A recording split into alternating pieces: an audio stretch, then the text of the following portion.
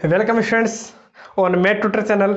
आज हम स्टार्ट करने वाले हैं अपनी जो प्रश्नावली जो 10 है, मोस्ट इम्पोर्टेंट एक्सरसाइज है एग्जाम पॉइंट ऑफ व्यू से, क्योंकि हर बार ये जो एक्सरसाइज है 6 नंबर का एक क्वेश्चन अपने को बोर्ड में इससे मिलता ही मिलता है। एक ही क्वेश्चन मिलता है बोर्ड एग्जाम में, हाँ अथवा में जरूर आता है, लेकिन होता एक ही क्वेश्चन है। तो 6 नंबर अपने को दे करके जाता है ये प्रश्नावली। और अब की बार क्या पैटर्न रहता है, वो नया अपना जो पैटर्न आने वाला है उसी से अपने को पता चलेगा कि जो ब्लूप्रिंट आएगा, जो बोर्ड का सिलेबस तो आ चुका है, उसके बाद जो ब्लूप्रिंट आने वाला है तो उसमें अपने को पता चलेगा कि इस बार ये जो समाकलन का टॉपिक है ये कितने नंबर का आने वाला है, किस प्रश्नावली से कितने कितने नंबर के छोटे क्वेश्चन या बड़े क्वेश्चन आने वाले हैं। तो अपन तो बात करते हैं, और इस प्रश्नावली में अपना 10.1 और 10.2 नए सिलेबस में नहीं है, इसलिए मैंने उनको छोड़ दिया है। तो अपन बात करें किसकी, प्रश्नावली 10.3 की। तो प्रश्नावली 10.3 में जो ये निश्चित समाकलन है, जो डेफिनेट इंटीग्रेशन है, जो निश्चित समाकलन है, इसके बेसिक प्रॉपर्टी ऑफ इंटीग्रल ही अपने काम आने वाली है। मतलब जो मूल गुणधर्मों से जो समाकलन पूछता है, मतलब समाकलन तो निकालना है निश्चित समाकलन, लेकिन वो केवल और केवल किसका प्रयोग करके अपने को पूछना चाहता है, गुणधर्मों का यूज करके वो पूछना चाहता है कि एग्जाम में अपने को ये जो बेसिक प्रॉपर्टी है इंटीग्रेशन की वो आनी चाहिए। क्योंकि बाकी जो 10.2 की चीज है वो आप फिजिक्स में पढ़ चुके हो, है ना, कि अपन जो लिमिट लगाते हैं, और बाकी मैंने प्रश्नावली 11 में भी आपको करवा दिया है, कंप्लीट प्रश्नावली 11 करवा रखी है, तो उसमें अपन ने देख लिया था। और समाकलन काम में क्यों आता था वो भी अपन ने देखा था। जो क्षेत्रफल ज्ञात करने के लिए, कोई भी वक्र होता है उसके नीचे का क्षेत्रफल ज्ञात करने के लिए समाकलन काम में आता है। तो देखिए अपन बात किसकी कर रहे हैं, निश्चित समाकलन की। प्रश्नावली 9 आपने पढ़ी। प्रश्नावली 9 में आपने ये पढ़ा था कि उसमें कहीं ना कहीं आपको लास्ट में सी दिखाई देता था, जो सी कोई कांस्टेंट था। अब जो कांस्टेंट है उसकी वैल्यू कितनी भी हो सकती थी, लेकिन निश्चित इसीलिए वो अनिश्चित था, क्योंकि उसमें सी का मान अपने को पता नहीं था। अब यहाँ अपने को ऐसी कोई भी वैल्यू नहीं मिलेगी जिसका मान अपने को पता नहीं हो, फिक्स वैल्यू मिलने वाली है इसलिए। और उसमें यदि अलग तरीके से सोल्व करते थे प्रश्नावलियों में तो अलग आंसर आता था, किसी ने कोई दूसरे तरीके से सोल्व किया तो दूसरा आंसर आएगा, लेकिन इसमें ऐसा नहीं होता। चाहे कोई भी मेथड आप यूज में लीजिए, आंसर सेम मिलने वाला है। प्रश्नावली 9 की तरह नहीं है। मैंने उसमें भी आपको बोला था कि हाँ हो सकते हैं कि आपके आंसर बुक जो आंसर शीट है उसमें मैच नहीं करे, इसका मतलब ये नहीं कि आपका गलत है, हाँ, लेकिन इसमें मैच नहीं किया इसका मतलब आपका प्रश्न गलत है, क्योंकि इसका नाम ही क्या है, डेफिनेट निश्चित समाकलन, डेफिनेट इंटीग्रल। मतलब आंसर डेफिनेट आना चाहिए, निश्चित आना चाहिए, अलग अलग नहीं आने चाहिए। उसमें तो अलग अलग तरीके से अलग अलग आंसर आते थे। तो यहाँ मैं बात करता हूँ बेसिक प्रॉपर्टीज की। जो बेसिक प्रॉपर्टीज जो है, जो मूल गुणधर्म है, तो मूल गुणधर्मों की मैं बात करूँ किस किस की भाई, तो जो बेसिक प्रॉपर्टीज है, प्रॉपर्टीज किसकी भाई, डेफिनेट इंटीग्रल्स की। जो बेसिक प्रॉपर्टीज के बारे में मैं बात करता हूं, तो सबसे पहली जो अपनी प्रॉपर्टी है वो आप याद रखिएगा। जो पहला मूल गुणधर्म है वो क्या है, तो देखिए अब यहाँ से अपने जो मूल गुणधर्म है ये स्टार्ट हो जाते हैं, तो आपको इसको अच्छे से कंटेस्ट कर लेना है। केवल 2 या 3 दिन में ये प्रश्नावली खत्म हो जाएगी और अच्छा नंबर अपने को दे करके जाती है ये प्रश्नावली, इसलिए अच्छे से इसको कीजिएगा। मैं फिर बोल रहा हूँ, बार बार बोल रहा हूँ, इस प्रश्नावली को अच्छे से करने का मतलब अच्छे से ही अपने को करना है, क्योंकि काफ़ी इसका वेटेज रहने वाला है एग्जाम में। और केवल 2 या 3 दिन का काम है, 2 या 3 दिन का काम भी नहीं है, वो तो मैंने क्या किया है, और जो वीडियो है वो अपलोड होता है 40-50 मिनट का, अंतिम लास्ट है वो तो, है ना। तो अब आप देख लीजिए, 3 लास्ट ये 1.5 घंटे का काम है, 1.5 घंटे में आपकी प्रश्नावली खत्म हो जाने वाली है, 6 नंबर आपको देकर के जाने वाली है। तो अच्छे से देखिएगा, मूल गुणधर्म आपके समझ में आने चाहिए, उसके बाद क्वेश्चंस पर अपन आएंगे, और क्वेश्चन से ही अपने मूल गुणधर्म समझ में आने वाले हैं, ऐसे तो अपने समझ में आने वाला नहीं है। तो देखो मैं बात करूं, सबसे पहला गुणधर्म है, यदि अपना ए से बी ये अपनी लिमिट है, ये लोअर लिमिट ये अपर लिमिट, कोई एफ एक्स डी एक्स कहीं लिखा हुआ है, मतलब कोई फंक्शन है किसका, एक्स का, और इंटीग्रेशन भी किसके सापेक्ष अपने को करना है, किसके रिस्पेक्ट में अपने को करना है, अक्ष के रिस्पेक्ट में ही करना है। तो जो आंसर आएगा वो बिल्कुल सेम होता है, चाहे ए से लिमिट देखो वो की वही, मैं एक्स की जगह टी पुट कर दूंगा तो कोई फर्क नहीं पड़ेगा, जहाँ जहाँ पर भी एक्स है उसकी जगह और कुछ पुट कर दो वेरिएबल, कोई इफेक्ट नहीं पड़ने वाला है। क्वेश्चन से मैं आपको समझाऊंगा, उससे आपके बिल्कुल क्लियर हो जाने वाला है कि फर्क क्यों नहीं पड़ेगा।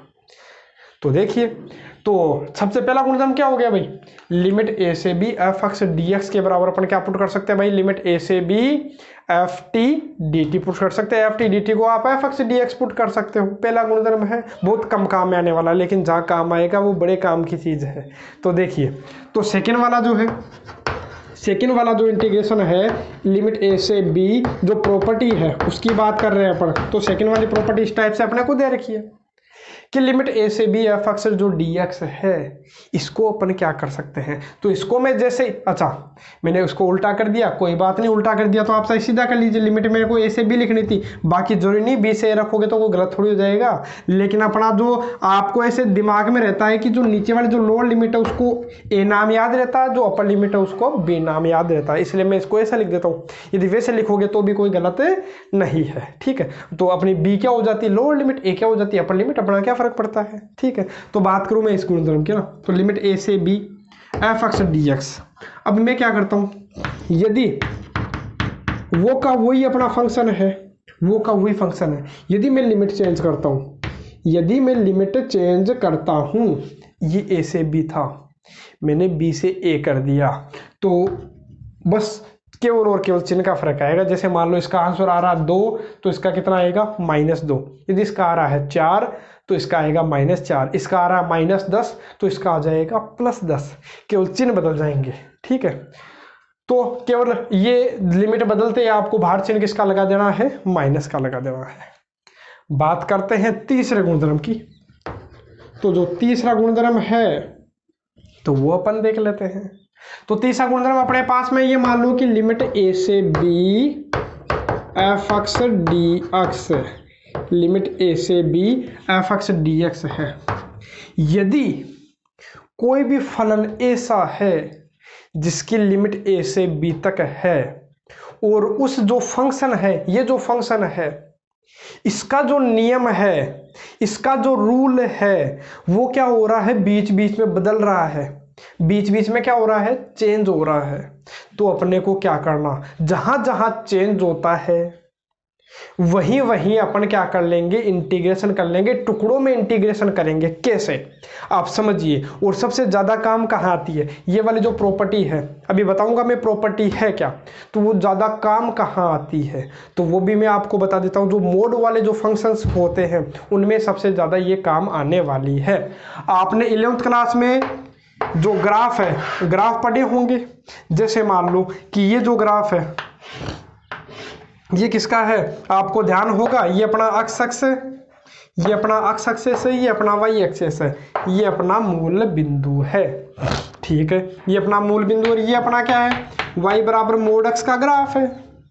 आप यदि क्या करते हो, यहाँ पर ये जो बिंदु देख रहे हो, यहाँ पर देखो ये जो ग्राफ अपना संतत्व है, ये क्या है, संतत्व है, लेकिन अवकलनीय नहीं है। ये क्या नहीं है, अवकलनीय नहीं है, क्योंकि यहाँ पर क्या बन गया, कॉर्नर बन गया। जहाँ कॉर्नर बन जाए वहीं अवकलनीय नहीं होता, बाकी हर जगह अवकलनीय है। इधर भी अवकलनीय है, इधर भी अवकलनीय है, लेकिन जहाँ भी अपना कोना बन जाता है, जहाँ एक तीक्ष्ण मोड़ आ जाता है, शार्प टर्न आ जाता है, जहाँ पर भी शार्प टर्न आपको दिखाई दे, शार्प टर्न का मतलब तीखा घुमाव दिखाई दे। जैसे देखो आप साइन देखते हो, साइन जो होता है वो किस टाइप से होता है, वो इस टाइप से होता है, इसमें कहीं तीखा घुमाव नहीं है। तीखा घुमाव मतलब जैसे जा रहा है वैसे कोई दिक्कत ही नहीं आ रही, लेकिन जैसे देखो ये आया, अब इसको अचानक से घूमना पड़ेगा, तीखा है। मतलब देखो टर्न कैसे होते हैं, कहीं तो टर्न ऐसे होते हैं तो इसमें ज़्यादा कोई समस्या नहीं होती, कहीं टर्न ऐसा आ गया तो उसमें दिक्कत होती है ना, इसमें क्या हो जाती है, समस्या हो जाती है। तो ऐसा टर्न अपने को कभी रखना भी नहीं है, और इसीलिए रोड वाले क्या होते हैं, इस टाइप का टर्न अपना कभी नहीं रखते। वो हमेशा टर्न मिलेगा तो आपको इस टाइप से ही मिलता है। घुमा हुआ ही मिलता है ना। जहाँ पर भी साफ टर्म मिल गया वहाँ पर अवकलनीय नहीं होते, अवकलनीय नहीं होंगे तो उसका समाकलन भी नहीं निकलेगा, तो समाकलन नहीं निकलेगा तो फिर निकाल ले कैसे। तो निकालने के लिए अपने तरीका क्या खोजा, प्रश्नावली 11 मैंने आपको बताया था, प्रश्नावली 11 में मैंने आपको क्या बताया था कि जो समाकलन है वो क्षेत्रफल ज्ञात करने के काम आती है। जैसे मान लो अपने को कहाँ से कहाँ तक का निकालना है भाई, -1 से 1 तक का ही निकालना मान लो, तो इसके नीचे नीचे का अपने को क्षेत्रफल निकालना है। अब आप निकाल सकते हो। अब आप वैसे देखोगे, यदि वैसे आप समाकलन करने लगते हैं y बराबर mod x का, ठीक है, तो आपको क्या मिलता, आपको 0 मिल जाने वाला है। यदि वैसे हल करोगे नॉर्मल तरीके से तो आपको कितना मिल जाएगा, 0। लेकिन आपको क्या करना, -1 से पहले कहाँ तक निकालना है, 0 तक।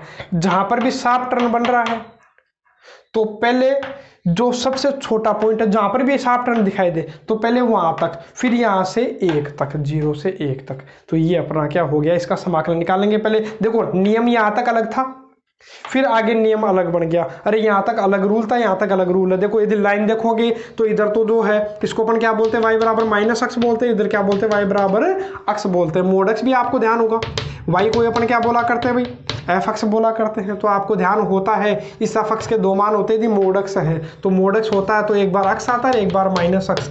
जब x का मान 0 है, 0 से बड़ा हो, जब x का मान 0 से छोटा हो तो -x आता है। तो देखो इस f(x) के मान बदल गए, अलग अलग नियम है। देखो 0 से बड़े पर अलग, 0 से छोटे पर अलग नियम होता है। जहाँ पर भी आपको इस टाइप से अलग अलग नियम दिखाई दे या फिर आपको मोड वाले दिखाई दे, मोड वाले, तो मोड वाले भी तो अलग अलग नियम में ही तो होते हैं। तो उनका अपन क्या कर लेते हैं, इस तरीके से समाकलन करेंगे। मैंने क्या बोला, पहले आपको बीच में ऐसा कोई पॉइंट ढूंढना है जहाँ पर शार्प टर्न तो नहीं है, तीखा घुमाव तो नहीं है। यदि वो तीखा घुमाव मिल गया, यदि तीखा घुमाव मिल गया तो अपने को क्या करना, पहले छोटे, ये मान लो ये अपना A था, ये अपना B था, ये जो बीच में पॉइंट है उसको मैं क्या मान लेता हूँ C। तो पहले आपको कहाँ से कहाँ तक निकालना है, पहले आपको ये लिमिट है वो A से C तक, बाकी कोई ज़्यादा काम में नहीं आने वाले हैं। अब जो मैं नेक्स्ट जो गुणधर्म करवाऊंगा वो आप अच्छे से देख लीजिएगा, अपना बोर्ड में उसी से क्वेश्चन आने वाला है 101%। तो देखिए बात करता हूँ मैं, पहले A से C तक निकालो, A से C तक निकालोगे ना, जो भी होगा फंक्शन है ना, इस फंक्शन को पहले A से C तक, फिर प्लस, फिर C से B तक। जरूरी बीच में एक ही पॉइंट अपने को मिले, बीच में और भी पॉइंट मिल सकते थे, तो उनका भी अपन देखेंगे कि कैसे करेंगे ना, क्वेश्चन जब आएंगे। तो यहाँ पर जो ये पॉइंट C है, ये ध्यान रखना, जो पॉइंट C है वो A और B के बीच में होना चाहिए। ये जो पॉइंट C है वो A और B के बीच में होगा। अरे A और B के कहीं बीच में, बीच का मतलब ऐसा नहीं है कि बिल्कुल बीच में, वो सेंटर में हो सकता था कहीं पर भी, ये हो सकता था -3 हो, -10 हो, तो -10 से पहले 0 तक निकालता, फिर 0 से 1 तक निकालता। मतलब ऐसा नहीं है, कंडीशन ऐसी नहीं है कि बिल्कुल बीच में हो। बीच में होने का मतलब कहीं ना कहीं होना चाहिए, इससे तो बड़ा होना चाहिए, इससे छोटा होना चाहिए, है ना। और बीच में ऐसे जरूरी नहीं एक ही पॉइंट आए, ऐसे कई सारे पॉइंट आ सकते थे, है ना। क्वेश्चंस में आपको बताऊंगा। जब मोड अपना किस में आ जाता है, क्वाड्रेटिक इक्वेशन में आ जाता है तो अपने को 2 वैल्यू मिल जाएगी, और ट्राइनोमियल आ जाता है तो अपने को 3 वैल्यू मिल जाएगी, और भी कई सारी वैल्यू अपने को मिल सकती है। तो अपने केवल ये अपना 3 बेसिक जो प्रॉपर्टीज है वो हो जाती है। लिमिट A से B f(x) dx को अपन ft dt भी पुट कर सकते हैं। दूसरा A से B f(x) जो dx है, यदि आप लिमिट को बदलते हो, यदि आप लिमिट को बदलते हो तो चिन्ह बदल जाएगा। देखो केवल मैंने और कोई चेंज नहीं किया, केवल लिमिट को बदला, A से B को मैंने B से A बढ़ा दिया, चिन्ह किसका आ गया, माइनस का। थर्ड प्रॉपर्टी क्या है, यदि A से B तक कोई फंक्शन है और फंक्शन का बीच बीच में नियम बदल रहा है, बीच बीच में रूल बदल रहा है, अपना वक्र चेंज कर रहा है, कौन, f(x), तो अपने को क्या करना, वो बीच के बिंदु ढूंढ लेना है। ढूंढ करके पहले क्या करोगे, छोटे से पहले उस पॉइंट तक निकालोगे, फिर उस पॉइंट से अंतिम पॉइंट तक अपन निकाल लेते हैं और उसका समाकलन करके जोड़ देंगे तो अपना आंसर आ जाता है। प्रश्नावली 11 में इस प्रकार के अपन प्रश्न किए हैं, तो वहाँ से अपने को पता चल गया था कि अपन इस टाइप से करते हैं, ठीक है। अब मैं बात करता हूँ किसकी, ये तो हो गया गुणधर्म नंबर 3, मोस्ट एंड इम्पोर्टेंट लगा देता हूँ भाई। ये क्या है, वेरी वेरी मोस्ट जो प्रॉपर्टी है, सबसे इम्पोर्टेंट रूल है ये, तो इसको आप अच्छे से याद कीजिएगा। देखो क्या है ये, है ना, ये क्या है, कहीं A से B F x d x आपको दिखाई दे, कहीं आपको ए से बी, लिमिट क्या है भाई, लिमिट ए से b f x d x है, तो इसको अपन इस प्रकार से भी लिख सकते हैं। किस प्रकार से, तो देखिए लिमिट ए से बी, इस अक्ष की जगह, इस अक्ष की जगह मैं क्या कर सकता हूँ, जहाँ पर भी आपको अक्ष मिले उसकी जगह आप ये पुट कर दीजिए, जहाँ पर भी अक्ष मिले तो आप इन दोनों को जोड़िए ए प्लस बी और माइनस अक्ष पुट कर दीजिए, कोई फर्क नहीं पड़ेगा। जब क्वेश्चन करेंगे तब अपने समझ में आएगा। अभी केवल आप ये याद रखिए कि जब भी आपको ए से बी, लिमिट ए से b f x d x दिखाई दे तो अपन को क्या करना है, जहाँ अक्ष आपको दिखाई देता हूँ वहाँ क्या करोगे, ए प्लस बी माइनस अक्ष पुट कर देना, जहाँ पर भी आपको अक्ष दिखाई दे तो ये आपको पुट कर देना है, मतलब दोनों लिमिट को जोड़ना है। दोनों लिमिट को अपन जोड़ेंगे और माइनस अक्ष कर देंगे तो वो पुट कर देंगे। हाँ, इस अक्ष की जगह मत कर देना क्योंकि ये तो क्या है, पहले ही छोटा सा बेचारा है ना, मतलब छोटा सा मतलब इस अक्ष के सापेक्ष तो अपने को क्या करना है, इस फंक्शन का समाकलन करना, कोई फर्क नहीं पड़ेगा, आप करके चाहे देख लीजिएगा। कैसे, कहीं आपको ऐसा मिल रहा हो लिमिट 1 से 2 अक्स डी एक्स, सबसे छोटा एग्जांपल मैं ले रहा हूँ। यदि आप इसका जो आंसर निकालोगे, प्रश्नावली 11 में अपन ने कर रखे हैं ऐसे प्रश्न, चाहे करके आप देख लीजिएगा कि समाकलन करना आता होगा, और बाकी किसी ने 11वीं प्रश्नावली नहीं देखी है तो 11th क्लास में फिजिक्स तो पढ़ी है तो समाकलन करके देख लीजिएगा ना, क्योंकि मैं टाइम खराब नहीं करूँगा इसमें, क्योंकि थोड़ा आप करोगे तो आता है तो परेशान हो जाओगे ना। तो आपको क्या करना है, खुद को कर लेना है। और चाहे आप क्या कीजिए, लिमिट में मैंने कोई चेंज नहीं किया, मैं क्या करूँगा, अक्ष की जगह दोनों को जोड़ के माइनस अक्ष रख दूंगा, मतलब दोनों को जोड़ूंगा 1 और 2 3, तो 3 माइनस अक्ष रख दूंगा तो कोई फर्क नहीं पड़ेगा। अक्ष की जगह मैंने क्या रख दिया, दोनों को जोड़ा माइनस अक्ष रख दिया है ना, तो दोनों को जोड़ा 1 और 2 3, ए और बी को जोड़ा 3 माइनस अक्ष रख दिया, किसकी जगह, अक्ष की जगह, तो अक्ष की जगह मैंने 3 माइनस अक्ष रख दिया। चाहे अब समाकलन करके देख लीजिए तो दोनों आंसर क्या मिलेंगे, सेम मिलेंगे, मैच हो जाएंगे। तो इस तरीके से ये रूल अपना क्या हो जाता है, वेरीफाई भी हो जाएगा। तो आप सोल्व कर लीजिएगा, 4 गुणधर्म अपने हो जाते हैं। सबसे मोस्ट कौन सा है अपना, मोस्ट एंड इम्पोर्टेंट रूल कौन सा है भाई, 4th है। तो अच्छे से इसको कीजिएगा, मैं दोबारा एक बार रिपीट कर देता हूँ। लिमिट ए से b f x d x यदि है तो उसको अपन लिमिट ए से बी एफ ऑफ, जहां पर भी आपको अक्ष दिखाई दे उसकी जगह दोनों लिमिट जोड़ के माइनस अक्ष पुट कर देंगे, तो अपना इस समाकलन के मान में कोई फर्क नहीं पड़ेगा। जब क्वेश्चन आएगा तभी अपने समझ में आएगा कि कैसे करना और क्यों काम मिलने। ठीक है, तो देखो अब मैं बात करूं गुणधर्म नंबर 5 की, तो गुणधर्म नंबर 5 क्या, तो एक बार इसको कर लेते हैं साफ, फिर अपन बात करते हैं गुणधर्म नंबर 5 की। अब देखो ये जो सारे गुणधर्म है इनको अपन सिद्ध भी कर सकते हैं, लेकिन अपने पास में इतना समय है नहीं कि मैं क्या करूं, इनको प्रूव कर करके बताऊं, और अपने एग्जाम में आने वाले भी नहीं है। इसलिए मैं क्या करवा रहा हूं, जो गुणधर्म है इनको डायरेक्ट आपको बता रहा हूं कि आपको याद कर लेने हैं। तो बाकी देखो जो 5वां है, 5वां गुणधर्म क्या है, तो लिमिट 0 से, अच्छा 0 थोड़ा सही से नहीं लिखा गया, ये लो समझ जाइएगा, ये 0 से na है, एफ एक्स डी एक्स है, एफ एक्स डी एक्स है ना। मतलब ये कब काम आते हैं, जब कई बार क्या होता है, कोई फंक्शन है बार बार रिपीट होता है, तो ऐसा नहीं करके अपन क्या कर लेते हैं, जैसे मान लो कि जो फंक्शन जैसे अपन ये कर लेते हैं, जैसे मैं आपको करके ही बता देता हूँ कि काम कहाँ आएगा आसानी से। तो जैसे मान लो कोई ऐसा फंक्शन है, चलो इधर ही ले लेते हैं ताकि अपना आसान हो जाए ना, क्योंकि अपने को स्टार्ट कहाँ से करना है, 0 से। तो मेरे को ये ऐसा कोई फंक्शन मिल गया, अब इसका मेरे को क्या करना है, समाकलन करना है। तो आप क्या करोगे, जैसे मान लो ये 0 से कहाँ तक चल रहा है, ये मान लो पाई है, ये 2 पाई है, ये 3 पाई है, ये मान लो कितने पाई है, 4 पाई है। मेरे को समाकलन करना, कोई भी फंक्शन होगा, कुछ भी होगा, वैसे तो ये मोड साइन एक्स का है ना, लेकिन मैं क्या कर रहा हूँ, कुछ भी फंक्शन होगा, अपने को पता नहीं है, आप तो ऐसा ध्यान रखो पता नहीं है ना। तो 0 से ये कितने पाई है रे भाई, 4 पाई है, कोई भी फंक्शन होगा उसका वक्र है ये अपने को, है ना। तो आपको क्या करना है, आप ऐसा क्यों करो कि 0 से 4 पाई तक निकालो, मत निकालो, है ना। इतना क्यों करें, 0 से 4 पाई तक निकालेंगे, मान 4 पाई रखेंगे, थोड़ी समस्या होगी। तो अपन क्या करते हैं, क्षेत्रफल में अपन ने पढ़ लिया है कि इसका समाकलन का मतलब क्या है, क्षेत्रफल निकालना। तो देखो ये क्षेत्रफल ये और ये अपना क्षेत्रफल आ जाने वाला है इससे, तो ऐसा करूँ क्यों, तो मैं क्या करूँ, 0 से पाई तक का निकाल लेता हूँ, केवल एक निकाल लेता हूँ।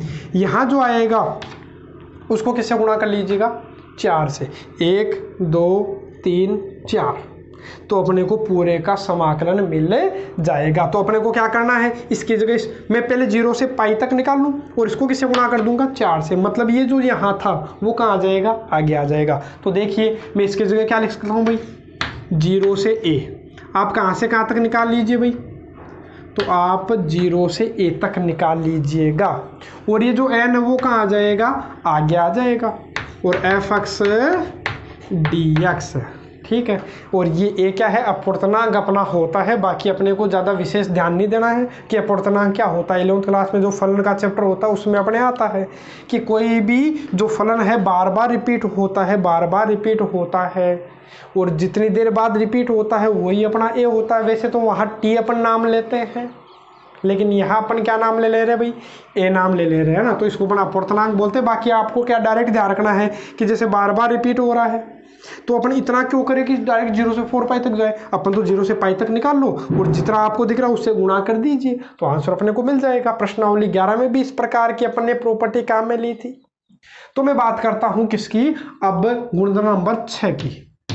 गुणधर्म नंबर 6, अपने गुणधर्म हो गए 5, इनमें सबसे मोस्ट एंड इम्पोर्टेंट गुणधर्म नंबर 4। बाकी क्रम से अपने को याद करने की आवश्यकता नहीं, अपने को गुणधर्म पता होना चाहिए कि ये गुणधर्म है। ऐसा नहीं कि गुणधर्म नंबर 4 का मतलब यही है, मैं इसकी जगह पहले की जगह ये लिख सकता था, इसकी जगह दूसरा लिख सकता था। अरे आगे पीछे भी तो कर सकते हो, कोई प्रॉब्लम थोड़ी है। अरे ऐसा थोड़ी गुणधर्म नंबर 4 का मतलब ये का यही है, लेकिन लिखने की जरूरत नहीं पड़े मेरे को आगे, इसलिए मैं डायरेक्ट आपको क्या बोलूँगा, गुणधर्म नंबर 4 का मतलब ये आपके दिमाग में तुरंत आना चाहिए कि हाँ ये गुणधर्म नंबर 4 का मतलब लिमिट a से b f(x) dx बराबर लिमिट a से b f of a plus b minus x dx, ये अपना क्या हो जाता है गुणधर्म नंबर 4। तो तुरंत दिमाग में आना चाहिए, जैसे मैं गुणधर्म नंबर 4 का नाम लूँ तो ये तुरंत दिमाग में छप जाना चाहिए। a से b को क्या लिखोगे, दोनों को जोड़ के -x रख देना है x की जगह, तो दिमाग में आना चाहिए ना। और एक जो है पर्सन नंबर क्या, नाम पर्सनों का आता है क्योंकि बार बार पर्सन करते हैं। तो देखो जो अपनी प्रॉपर्टी है 6वीं प्रॉपर्टी, ये भी मोस्ट एंड इम्पोर्टेंट प्रॉपर्टी है। अपनी जो प्रश्नावली के लगभग जो क्वेश्चंस है वो होने वाले अपनी प्रश्नावली प्रॉपर्टी 4 एंड प्रॉपर्टी 6 से। चौथी और 6 प्रॉपर्टी के अलावा बहुत कम अपने काम आएगा। हाँ 1-2 प्रश्नों में, शुरुआत के जो 2-4 प्रश्न है, 3 या 4 प्रश्न है, उनमें अपने ये प्रॉपर्टी काम आ जाएगी। बाकी कोई भी प्रॉपर्टी अपने बहुत ज़्यादा काम में नहीं आने वाली है, क्यों 2-3 प्रश्न और शुरू के 2-3 प्रश्नों में ये प्रॉपर्टी काम आएगी, बाकी आगे कहीं काम नहीं आएगी। तो देखो बात करूँ मैं प्रश्न नंबर 6 की, तो जो प्रश्न नंबर 6 फिर अपना नाम आ जाता है प्रश्न नंबर 6 का, ये अपनी प्रॉपर्टी नंबर 6 है ना। तो प्रॉपर्टी नंबर 6 क्या, तो इससे पहले मैं आपको बता दूं, एक तो होता है समफलन, एक होता है विषम फलन। समफलन कौन से और विषम फलन कौन से, तो देखो वो आप देखिए। जैसे मैं बात करूं मैं sin x का ग्राफ, तो sin x चलो ये बना लेता हूँ क्योंकि अपना काम इसे इतने में ख़त्म हो जाएगा ना।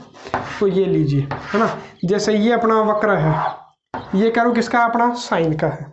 तो आपको ध्यान है कि ये -π/2 है, और ये तो अपना क्या हो गया +π/2, और ये क्या हो गया अपना -π/2। एक होता है अपना cos x का ग्राफ जो इस टाइप से अपना चलता है, ठीक है। तो ये अपना x है, ये y एक्स, आप समझ जाइएगा ना। तो ये अपना क्या है -π/2 और ये क्या है अपना +π/2। अब देखो ये तो किसका है, sin x का, इसको मैं y को क्या बोल सकता हूँ भाई, f(x) भी बोल सकता हूँ, और ये अपना किसका है, ये अपना cos x का है। अब आप दिमाग लगाइए थोड़ा सा है ना, कि ये कैसा फलन होता है, ये अपना विषम फलन होता है।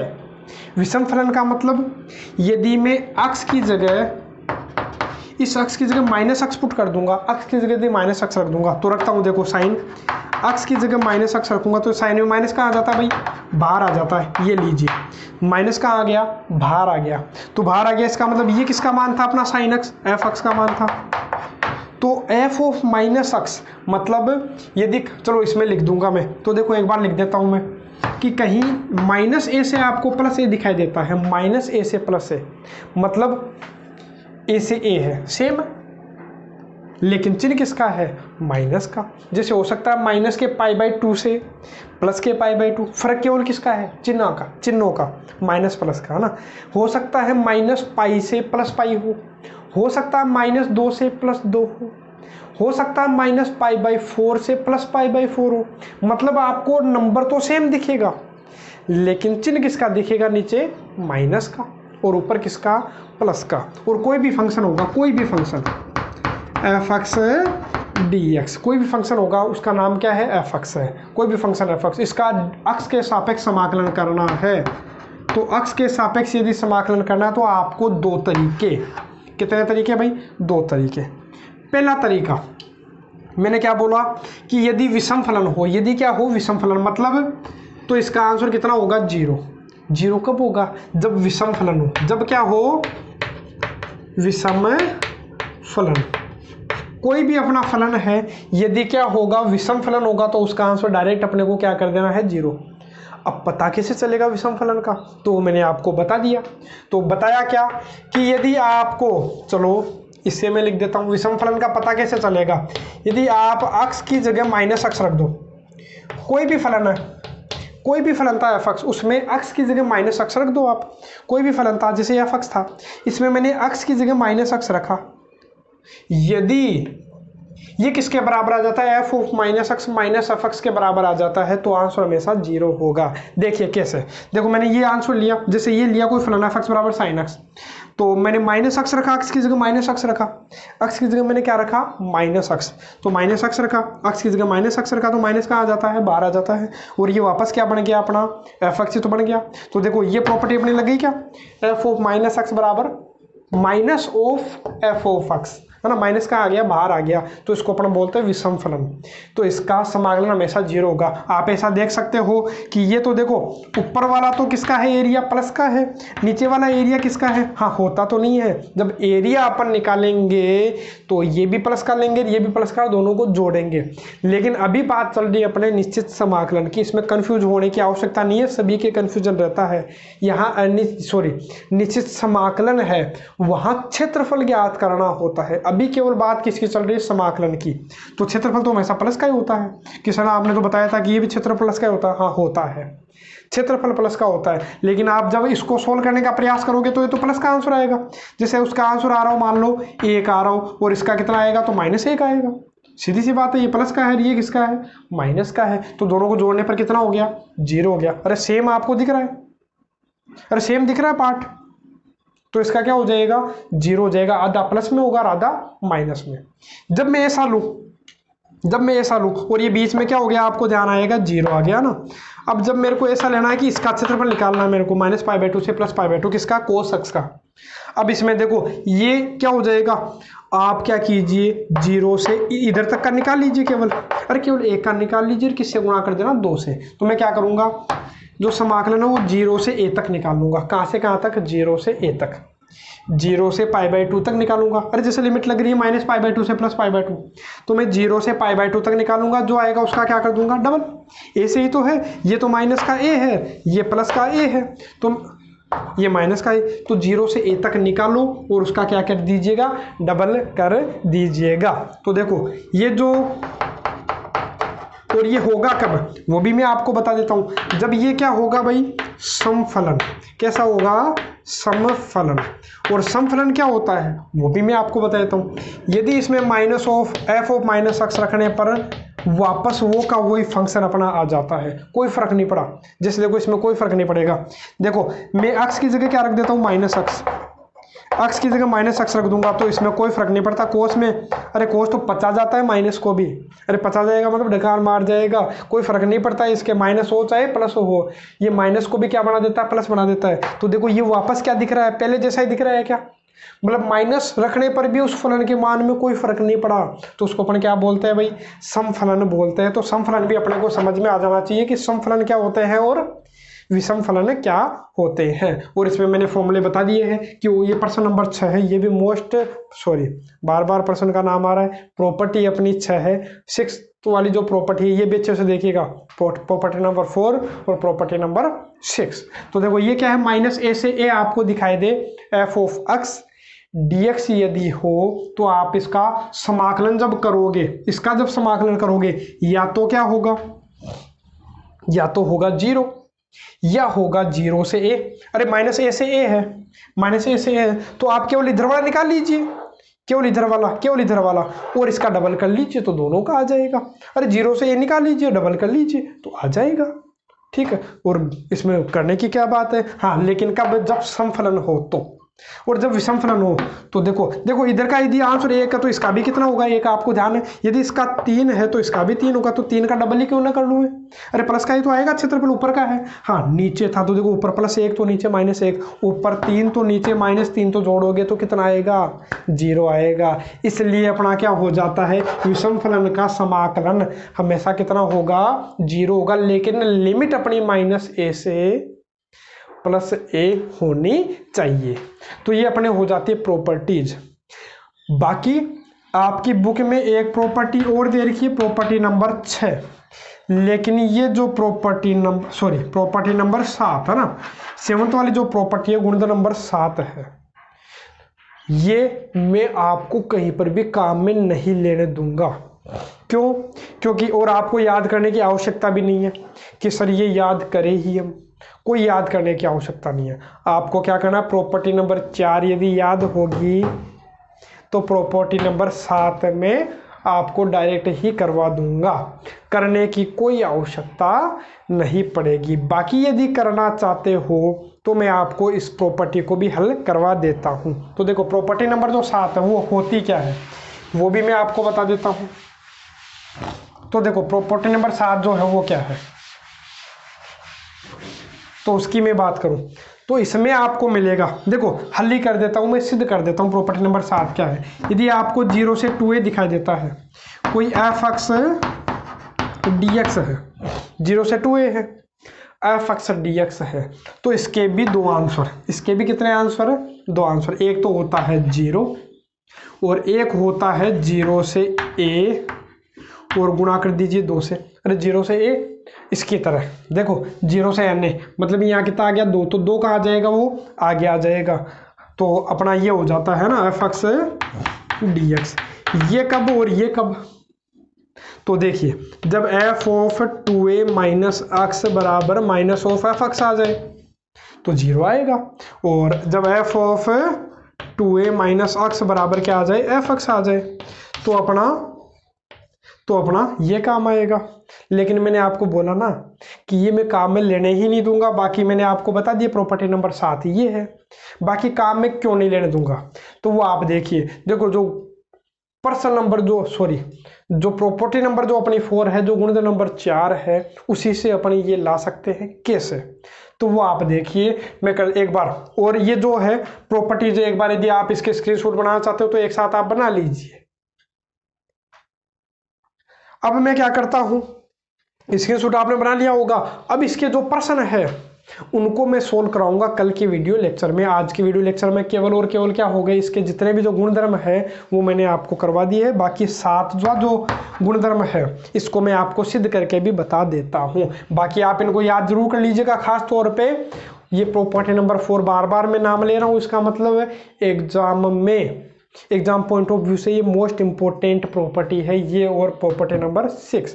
तो देखिए इसमें क्या है, इसको भी एक बार मैं आपको याद करवा देता हूँ। -a से a आपको दिख रहा है, -a से a, -10 से +10, माइनस के 60 डिग्री से प्लस के 60 डिग्री, -π/2 से +π/2, -π से +π। तो हमेशा दिमाग में आना चाहिए तुरंत कि गुणधर्म नंबर 6, तो गुणधर्म नंबर 6 काम नहीं आएगा तो हमेशा गुणधर्म नंबर कौन सा काम में लेना 4। तो गुणधर्म नंबर 6 क्या था, यदि -a से a f अक्ष dx हो तो इसका आंसर 0 भी होता है, और 0 से a f अक्ष dx और क्या कर देंगे 2 से गुणा कर देंगे, ये भी होता है।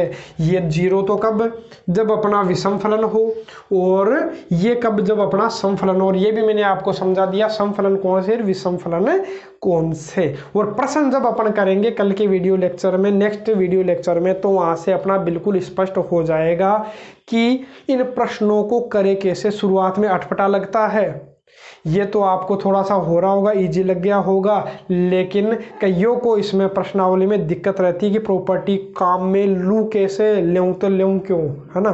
तो समझ में नहीं आता, प्रॉपर्टी ही समझ में नहीं आती है। मैंने तो आपको केवल क्या बोला है कि बस आप प्रॉपर्टी नंबर 4 और प्रॉपर्टी नंबर 6 बस याद कर लीजिए, चौथा और 6वां गुणधर्म याद कर लीजिए। बाकी आपको कुछ याद करने नहीं रखूँ, देने याद करने के लिए ही नहीं दे रहा मैं, केवल 2 प्रॉपर्टी आपको दे रहा हूँ, इसको आप अच्छे से याद कर लोगे तो बाकी काम मेरा है सभी प्रश्न हल करवाने का। हाँ, और एक ये जरूर 2-3 प्रश्नों में अपने काम आएगी, लेकिन एग्जाम में वो क्वेश्चन नहीं आएंगे।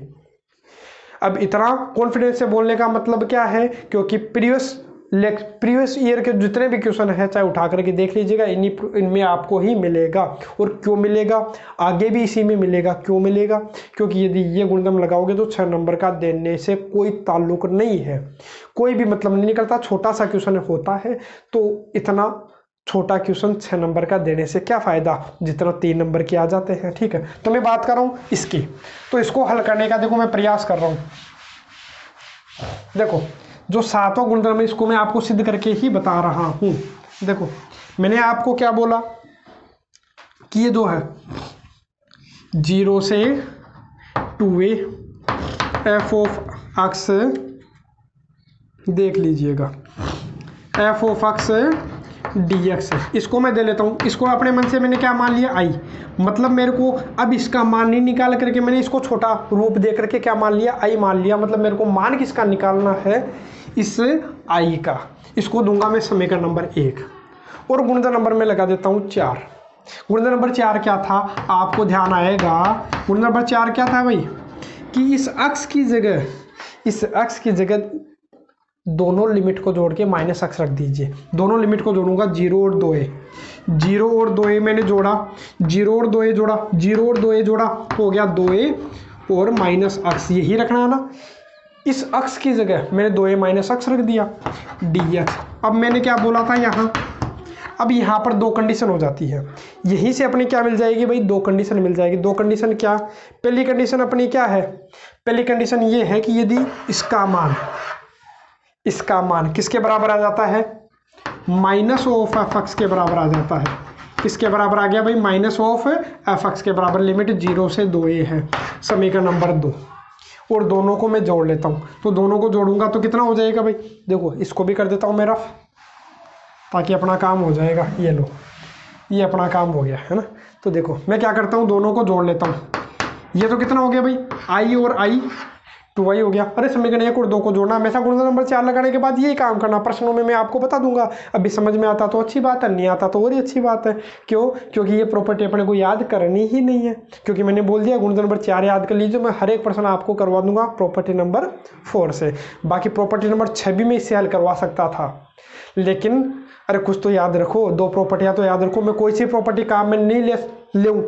यदि आपको प्रॉपर्टी नंबर 4 याद है तो सभी प्रॉपर्टियां मैं ऐसे ही करवा दूंगा, लेकिन आपको तो याद करनी है 4वीं भी और 6वीं भी। 7वीं आपको याद करने की आवश्यकता नहीं है। तो देखो i और i कितना हो गया, 2i। इधर देखो आपको सेम दिखेगा, पूरा का पूरा ही सेम दिख रहा, बस ये प्लस का नहीं माइनस का, तो कितना हो गया 0। तो i बराबर कितना हो गया, अरे 0/2, मतलब कितना आ गया, 0 आ गया। तो यही तो मैंने लिखा था वहाँ कि यदि क्या हो जाए, f of 2a minus x का मान क्या आ जाए, माइनस ऑफ एफ एक्स आ जाए, तो इसका मान कितना हो जाता है, 0। और इसी प्रकार से अपन दूसरे को सिद्ध कर सकते हैं। जब वापस वो का वही आ जाए तो क्या हो जाता है, वो डबल बार अपना आ जाता है, और उसको अपन क्या कर लेते हैं, सोल्व कर लेते हैं। तो इसका मतलब ये प्रॉपर्टी लेने की जरूरत कहाँ पड़ी, जब गुणधर्म नंबर क्या काम आ रहा है, 4 काम आ रहा है, तो इसी से अपना काम में चल जाएगा। तो आज की वीडियो लेक्चर में मैंने इसके जितने भी गुणधर्म है, जितने प्रॉपर्टियां हैं, 7 प्रॉपर्टियां हैं, जिनमें 6 ही अपने काम की है, और उनमें से भी केवल 3वीं 4वीं 6वीं अपने सबसे ज़्यादा काम की है। केवल 3 ही प्रॉपर्टी अपने मोस्ट इंपॉर्टेंट काम में आने वाली है, एग्जाम पॉइंट ऑफ व्यू से भी और इस प्रश्नावली पॉइंट ऑफ व्यू से भी। जो एक्सरसाइज है, इस एक्सरसाइज में भी ये 3 ही मैं काम में लेने वाला हूँ। तो इसके जो गुणधर्म है, आप इनको आज अच्छे से याद कर लीजिएगा कि ये गुणधर्म कौन कौन से हैं, क्या क्या है, और इनसे रिलेटेड जो क्वेश्चन है नेक्स्ट वीडियो लेक्चर में अपन करने वाले हैं। आज के लिए केवल इतना ही।